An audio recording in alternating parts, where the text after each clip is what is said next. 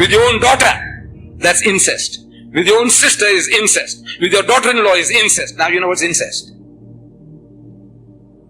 He says, incest. He says here, the dark stain on our society, on American societies. 13%, 13 out of every 100 white people, American Christians, they commit incest with their own daughters. They sleep with their own daughters, using them as wives, their own daughters. There's no backward nation on earth who does that. He's saying, he's crying. And in this book,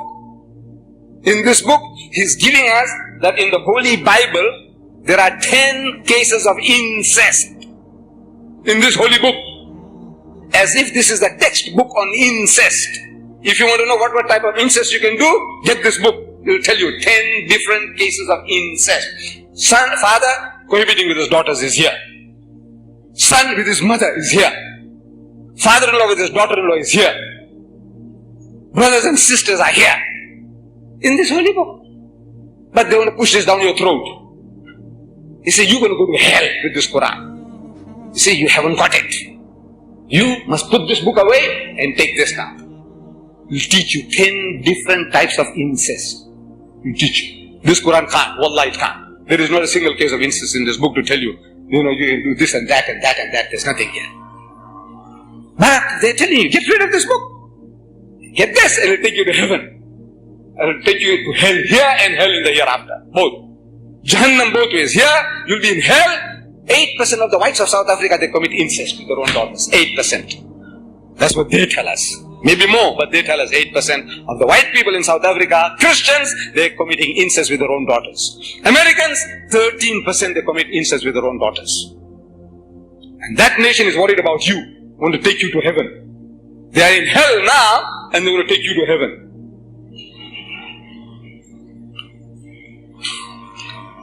Homosexuality. This is written by the Christians. Homosexuality. There's another one called Sodom and Gomorrah. Lut alayhi salam, his people, Sodom and Gomorrah was destroyed. He says here at the end of one of these two books, he says, America. He says, America, he says, God will judge you. This is what Swaggart says. Oh, he's master of speech, the way he does it, beautiful.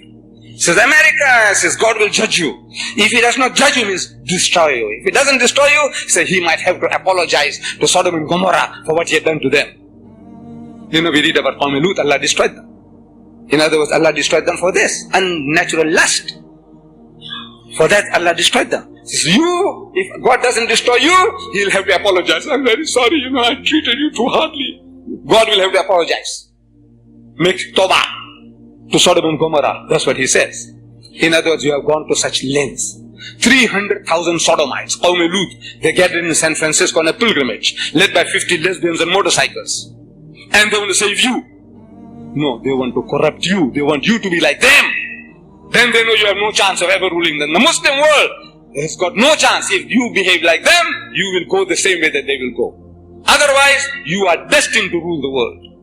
Allah is telling us in the Quran, He's given you a deen, He said, لِيُزَهِرَهُ عَلَى الدِّينِ كُلِّهِ. A deen that is to master, overcome and supersede them all. Kulli. Whether it be Hinduism, Buddhism, Christianism, Communism, every ism, Islam is destined to master them all. So, وَكَفَى بِاللَّهِ شَهِيدًا. And enough is Allah as a witness to this fact that is going to make His deen to prevail, with you or without you. This is the destiny. How to undo that destiny? Very easy. Come and corrupt you. You want to teach you. You people don't know how to dance. See, look at every Christian nation. In Africa, they shake their bums, just like the white man. Same, worse. Striptease, they do striptease. You know that? Christian nations. They want you to do the same. What is this clothing you're wearing? This Africa, you must be lightly dressed. See, in South Africa, they're wearing skins. Now they don't wear skins, they wear bikinis. There's tangas. I think you see some of them here.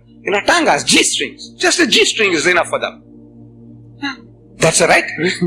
Even that is not necessary. For your climate. Look, the humidity, I had to take off my jacket.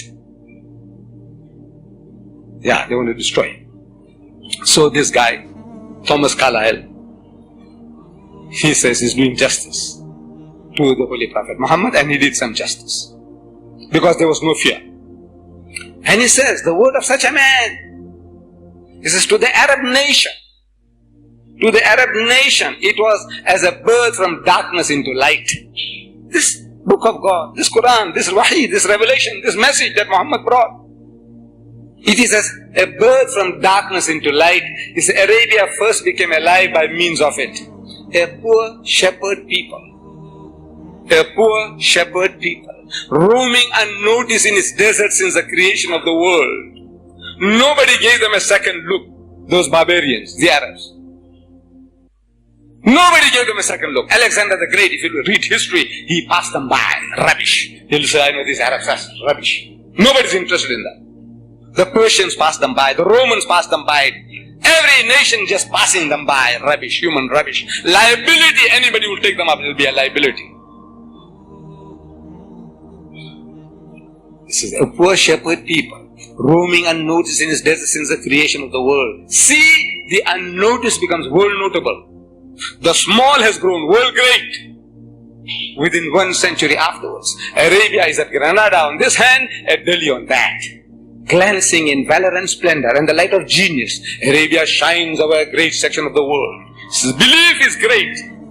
Belief, iman, yaqeen is great. Life-giving. The history of a nation becomes fruitful, soul elevating, great, so soon as it believes. Is it not as if a spark had fallen? One spark on a world of what seemed black unnoticeable sand. But lo, the sand proves explosive powder, blazes heaven high from Delhi to Granada. This is what Muhammad's teaching did. I'm asking, who bribed Kala? No. Testimony, greatness really lies in coming from the mouth of the enemy. What the enemy has to say, we can say good things about our hero. Great things, exaggerations we can. Everybody can. But when it comes from the opposition, it's the opposition, what he's telling you, confirming what Allah says, وَإِنَّكَ لَعَلَىٰ خُلُقٍ عَظِيمٍ. So most certainly thou, Muhammad, standest on the highest pinnacle of behavior.